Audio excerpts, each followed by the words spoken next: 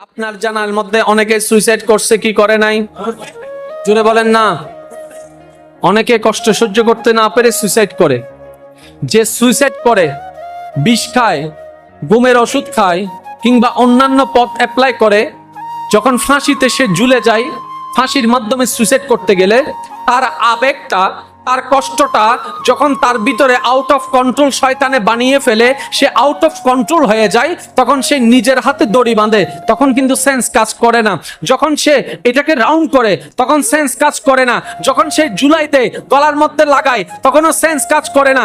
যখন সে ঝুলে যায়, পা থেকে চেয়ারটা সরাই ফেলে, যখন আর কোনো উপায় থাকে না, তখন শয়তান ওখান থেকে সরে যায়। সরে যাওয়ার পরে তার বিবেক তখন কাজ করা শুরু করে। তখন সে নিজেই বাঁচতে চায়, নিজেই ছুটতে চায়, কিন্তু আর কোনো উপায় থাকে না। তখন সে ভাবতে থাকে, আমি কেমনে করলাম, আমি কেমনে করলাম। কষ্ট তো আরো অনেকের জীবনে আছে, ওরা তো ঝুলে নাই, আমি কেন ঝুলে গেলাম।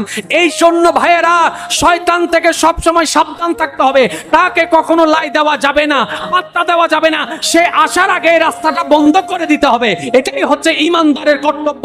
ইমানদার শুধু বলবে, কষ্ট দিলেও আমি আল্লাহর, কষ্ট না দিলেও আমি আল্লাহর। সুবহানাল্লাহ।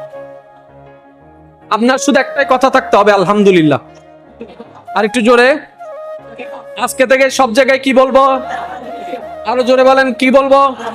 কোন একটা বিপদের সংবাদ শোনার সাথে সাথে আমরা এতদিন না বুঝে বলেছি, আজকে থেকে বুঝে বলবো, ইন্না লিল্লাহি।